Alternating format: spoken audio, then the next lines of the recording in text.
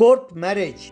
विराजपुर नाम के गांव में केशव सिंह नाम का एक जज रहते थे। वो बहुत स्ट्रिक्ट थे, इसीलिए सब उनकी इज्जत करते थे और उनसे डरते भी थे।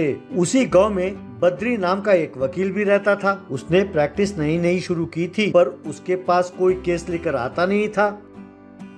एक दिन केशव सिंह के घर बद्री गया। बद्री केशव सिंह से, जज साहब प्रणाम, आप हमरा एकटू मदद कीजिए। केशव सिंह, मदद? कैसे मदद? पहले क्या चाहिए बताओ, फिर हम सोचेंगे कि तुम्हारी मदद करें या ना करें। बद्री, वो जज साहब ऐसा है कि कोनो हमें कोई केस नहीं दे रहा। आपके पास तो बहुतेरे केस आते होंगे ना जज साहब, उनमें से 4 केस मेरे ओर भेज दीजिए। मैं बस आपका ये एहसान जिंदगी भर नहीं भूलूंगा। केशव सिंह, क्या बात कर रहे हो कमीने? अगर तुम मेरे बहन के बेटे ना होते तो मैं तुम्हें तुरंत सजा दे देता। तुम दोबारा अपनी ये सूरत लेकर मेरे पास ना आना, दफा हो जाओ। कहकर वो खुद अंदर चले गए। तब बद्री अपने मन में, अरे मामा जी जाते हो तो जाओ, एक दिन मैं तुम्हारे पास कोई ना कोई केस लेकर ही आऊंगा और आपके दिए हुए फैसले से ही मैं वो केस जीत कर दिखाऊंगा। तब मैं बताऊंगा कि मैं कौन हूँ। कहकर वहाँ से चला गया। यूं कुछ दिन बीत गए। एक दिन केशव सिंह कोर्ट में जज के रूप में बैठे थे कि तभी बद्री एक लड़की के साथ वहां पहुंचा।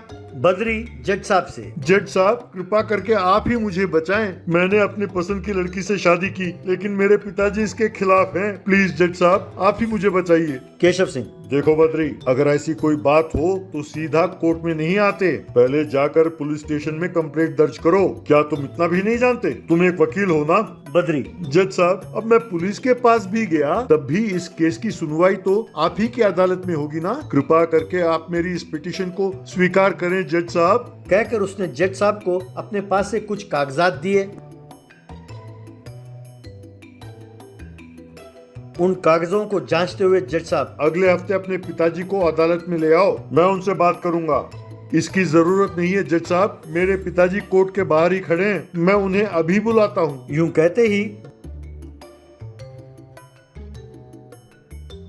बद्री के पिताजी जो बाहर खड़े थे अंदर आए। अंदर आकर उन्होंने जज साहब को प्रणाम किया और बद्री के पिताजी त्यागू, जज साहब इस लड़की को देखने के लिए पहली बार जब हम इनके घर गए तो मैंने इसे बताया था कि मुझे शुगर है, लेकिन सगाई के वक्त भी इसने मेरे चाय में चीनी ज्यादा डाला था जज साहब, इसीलिए मैं इस लड़की को अपने बहू के रूप में स्वीकार नहीं कर सकता। ये सुनकर बद्री की होने वाली पत्नी मीना, जज साहब ये सच है कि मैंने इन्हें चाय पिलाया था, लेकिन वो चाय बनाने वाली मेरी माँ थी, इसमें मेरी कोई गलती नहीं है। जज साहब आप ही कोई इंसाफ करें और हम दोनों की शादी कराए।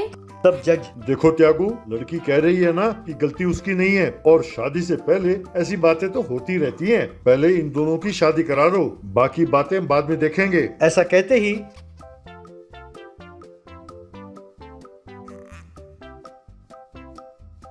त्यागू ने तुरंत फूलों के हार मंगवाए और कोर्ट में ही दोनों की शादी करा दी।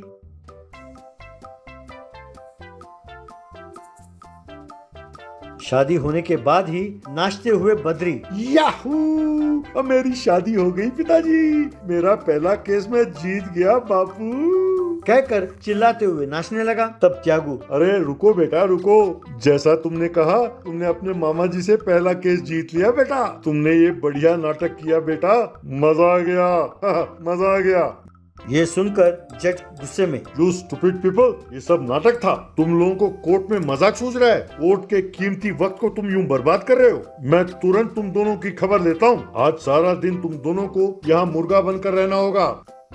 तब बद्री अपने पिताजी से, ये क्या पिताजी, आपने ये पोल खोलकर मेरी इज्जत मिट्टी में मिला दी। चलिए जाकर मुर्गा बन जाते हैं।